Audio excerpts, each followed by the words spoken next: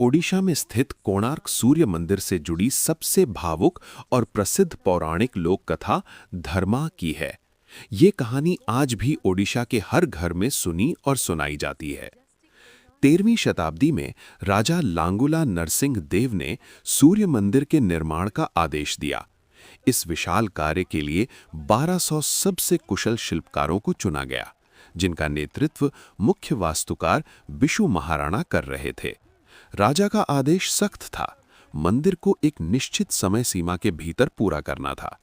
शिल्पकारों ने 12 साल तक दिन रात मेहनत की, लेकिन जब मंदिर के शिखर पर कलश अर्थात मुकुट पत्थर लगाने की बारी आई, तो कोई भी उसे सही ढंग से स्थापित नहीं कर पा रहा था।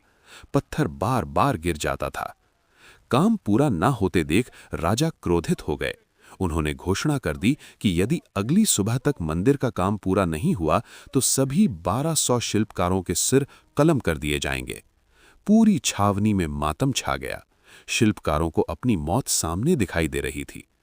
उसी रात बिशु महाराणा का 12 वर्षीय पुत्र धर्मापद अर्थात धर्मा वहां पहुंचा। धर्मा का जन्म तब हुआ था जब उसके पिता मंदिर निर्माण के लिए घर छोड़ चुके थे, इसलिए वे अपने बेटे को पहचानते भी नहीं थे। जब धर्मा को पता चला कि उसके पिता और उनके साथियों की जान खतरे में है, तो उसने मंदिर का निरीक्षण किया।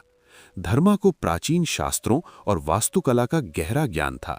उसने उस तकनीकी खामी को पकड़ लिया जिसे अनुभवी शिल्पकार नहीं देख पा रहे थे। रातों रात उस छोटे से बालक ने मंदिर के शिखर पर चढ़कर दाधी कौवा अर्थात शिखर पत्थर को पूरी सटीकता के साथ स्थापित कर दिया। सुबह होने से पहले मंदिर पूर्ण हो चुका था, लेकिन समस्या अभी खत्म नहीं हुई थी। शिल्पकार डर गए कि अगर राजा को पता चला कि एक 12 वर्षीय बच्चे ने वो काम कर दिया जो 1200 अनुभवी लोग नहीं कर पाए, तो राजा उनकी कुशलता पर सवाल उठाएंगे और शायद तब भी उन्हें सजा दें। अपने पिता और 1200 शिल्पकारों के सम्मान और जान को बचाने के लिए धर्मा ने एक अत्यंत कठोर निर्णय लिया। उसने मंदिर के शिखर से चंद्रभागा नदी, जो उस समय मंदिर के पास बहती थी, में छलांग लगा दी। आज भी कहा जाता है कि कोणार्क की दीवारों में उस बालक का बलिदान गूंजता है। ये कहानी न केवल उस मंदिर की भव्यता को दर्शाती है, बल्कि एक पुत्र के अपने पिता के प्रति प्रेम और कर्तव्य की पराकाष्ठा को भी दिखाती है। ओम सूर्याय नमः। कोणार्क सूर्य मंदिर भारत के सबसे अद्भुत मंदिरों में से एक है। 13वीं शताब्दी में बना ये मंदिर सूर्य देव के विशाल रथ के रूप में बनाया गया है। इस रथ में 12 जोड़ी विशाल पत्थर के पहिए और 7 घोड़े बनाए गए हैं, जो समय और शक्ति का प्रतीक माने जाते हैं।